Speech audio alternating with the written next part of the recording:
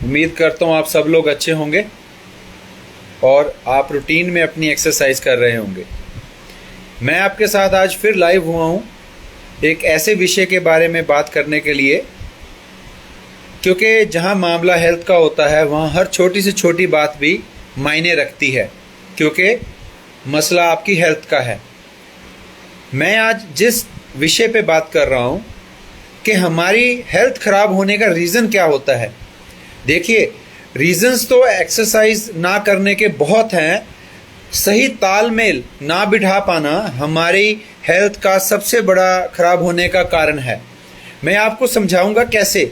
देखिए, हम लोग इंडिया में रहते हैं और हमारे इंडिया का जो कल्चर और एटमॉस्फेयर है वो बाहर के कंट्रियों के हिसाब से सही नहीं है, हमारा मेल नहीं खाता। क्योंकि आप बाहर के कंट्रियों में फिटनेस का सोच और फिटनेस का लेवल कुछ अलग है, बट हम लोग कॉपी करने की कोशिश करते हैं, नकल करने की कोशिश करते हैं बाहर के कंट्री की।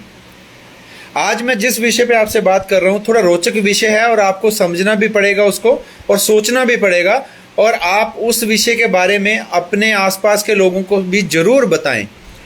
देखिए, हम लोग आज बात कर रहे हैं कि हमारी हेल्थ ख़राब होने का सबसे बड़ा कारण क्या है।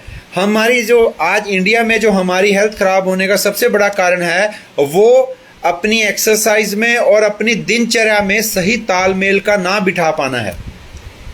नॉर्मली हमारे इंडिया में बहुत से ऐसे रीज़न हैं जिसकी वजह से हेल्थ ख़राब होती है, लेकिन वो रीज़न ऐसे हैं कि जो हर इंसान को पता है।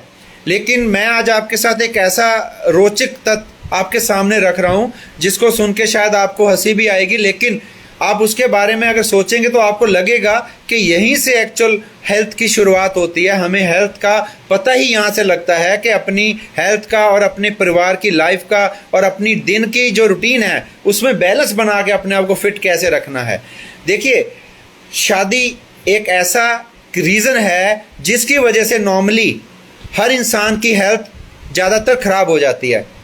मैं ये नहीं कह रहा कि शादी नहीं करनी चाहिए, मैं आपको आज यहाँ यही समझाना चाह रहा हूँ कि शादी करने के बाद जो हमारा फैमिली की लाइफ स्टार्ट हो जाती है, जो हमारे पे जिम्मेवारियाँ और रिस्पॉन्सिबिलिटीज़ आ जाती हैं, हमें उसमें और एक्सरसाइज के बीच में कैसे हमें एक लेवल बनाकर रखना चाहिए और कैसे हम लोग अपने उस लेवल को बनाकर फिट रह सकते हैं।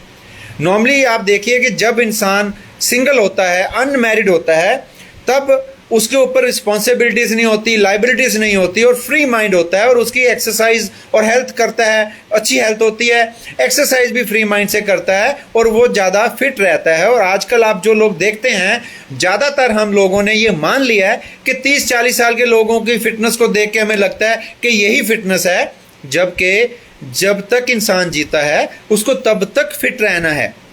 हम लोगों को ये कतई नहीं सोचना चाहिए कि हमारी शादी हो गई है और हमारी फैमिली बन गई है, अब हमें एक्सरसाइज करके क्या करना है, या हमारी रिस्पॉन्सिबिलिटीज़ ज़्यादा बढ़ गई हैं, या हमारे पास डाइट के लिए पैसे नहीं हैं, या हमारे पास समय नहीं है। ये सारे एक बहाने हैं।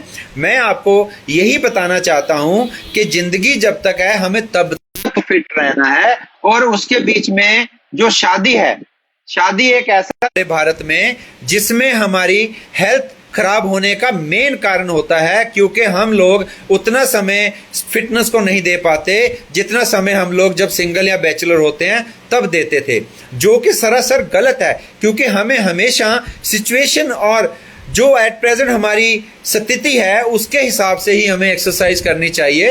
यंग एज में नॉर्मली देखिए, आप स्कूल कॉलेजेस में जाते हैं तो आप लोग फिट होते हैं, एक्सरसाइज करते हैं, एक्टिविटी करते हैं, लेकिन जैसे ही आपकी मैरिज हो जाती है तो आपकी वो एक्टिविटी और वो सिचुएशन चेंज हो जाती है। तो अब मेन आपकी ड्यूटी बन जाती है कि जो सिचुएशन आपकी आज है, शादीशुदा जीवन में आपका परिवार है, आपकी जिम्मेवारियां हैं, आपका बिजनेस है, उसमें से आपको कैसे समय निकाल के अपने लिए वर्कआउट करना है, ये बहाना नहीं लगाना चाहिए कि अब हमारी मैरिज हो गई है, बच्चे हो गए हैं, अब हमने एक्सरसाइज करके क्या करना है। नहीं, एक्सरसाइज का और फिटनेस का रोल आपकी ज़िंदगी में लास्ट सांस तक है। अगर आप फिट होंगे, आप अपने परिवार का भी अच्छी तरह से ध्यान रख पाएंगे, आप अपना काम भी अच्छी तरह से कर पाएंगे, और आपको जो बीमारियों पे खर्चे होंगे वो भी नहीं होंगे, और आप हमेशा पॉजिटिव सोचेंगे, आप एक्टिव सोचेंगे, और अपने परिवार का ज़्यादा अच्छी तरह से ध्यान रख सकेंगे, बजाय इसके कि आप ये रीज़न दें या ये बहाना लगाएं कि अब मेरे पास एक्सरसाइज के लिए समय नहीं है, या फैमिली के लिए डाइट अरेंज करूं, अपने लिए खाना देखूं, या मैं बिजनेस के लिए मुझे समय नहीं मिल रहा बिजनेस में से।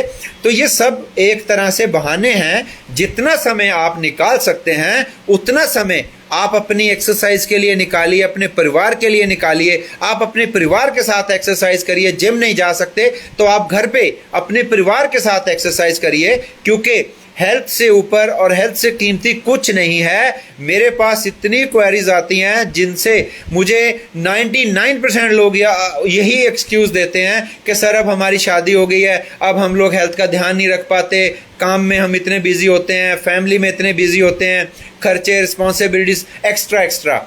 ठीक है, मैं सब समझता हूँ, मैं मानता हूँ कि वाकई में ये एक बहुत बड़ी जिम्मेदारी होती है हमारी जब हमारी शादी हो जाती है परिवार की, और हमारे परिवार के साथ जो खर्चे हैं उनकी। लेकिन इसका मतलब ये कतई नहीं है कि आप अपना वर्कआउट छोड़ दें या एक्सरसाइज छोड़ दें।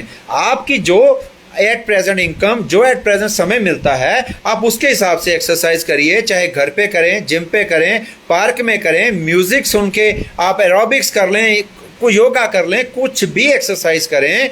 आप अपनी सेहत को खराब मत करें, क्योंकि आप अगर एक्सरसाइज करके फिट रहेंगे तो आप अपने परिवार का जिम्मेवारियां भी अच्छी तरह से निभा पाएंगे, आपका दिमाग भी एक्टिव रहेगा, आपका शरीर भी फिट रहेगा, और आप अपने जो आपका जिम्मेवारियां हैं उसको बहुत अच्छी तरह से निभा पाएंगे। इसलिए ये बहाना कतई नहीं आपको देना चाहिए कि आपकी शादी हो गई है इसलिए आप अब आपके पास समय नहीं है, या आपकी रिस्पॉन्सिबिलिटी या जिम्मेवारियों की वजह से आप एक्सरसाइज नहीं कर सकते। इसलिए आप ये बहाने छोड़कर जितना समय आपके पास निकलता है, चाहे घर में एक्सरसाइज करें, चाहे परिवार में एक्सरसाइज करें, परिवार के साथ एक्सरसाइज करें, लेकिन एक्सरसाइज जरूर करें और फिटनेस की इंपॉर्टेंस समझें, हेल्थ की इंपॉर्टेंस समझें। अगर आप फिटनेस की आप एक्सरसाइज करेंगे तो आपके कितने अनचाहे बचेंगे, एक्टिव भी रहेंगे, फिट भी रहेंगे, और आप अपने परिवार का भी अच्छी तरह से ध्यान रख सकेंगे, अपना काम भी अच्छी तरह से कर सकेंगे। जो कि आपकी गलत धारणा है कि आपकी शादी की वजह से आपको समय नहीं मिलता या खुराक बहुत ज्यादा चाहिए। जितना समय और जितनी खुराक आपके पास है, आप उसी समय और खुराक को एडजस्ट करके एक्सरसाइज करें और फिटनेस का एंजॉय करें। अगर आपको मेरा ये सेशन अच्छा लगे, आप इसे शेयर करें और जरूर उन लोगों को भी बताएं जो इस रीजन की वजह से एक्सरसाइज नहीं करते। और अगर आपको इसके बारे में और जानकारी चाहिए तो मेरा YouTube चैनल है तेजिंदर सिंह बॉबी, आप उसे लाइक करें, शेयर करें, सब्सक्राइब करें, ताकि आपको पता लग सके कि विवाह करके, शादी करके भी फिट रहा जा सकता है, और अच्छी तरह से हम लोग अपने परिवार की देखभाल कर सकते हैं, और अच्छी तरह से हम लोग फिट होकर पॉजिटिव सोच के सारी जिंदगी अपनी और परिवार की अच्छी खुशियों से और अच्छी हेल्थ भरी जी सकते हैं। Thank you.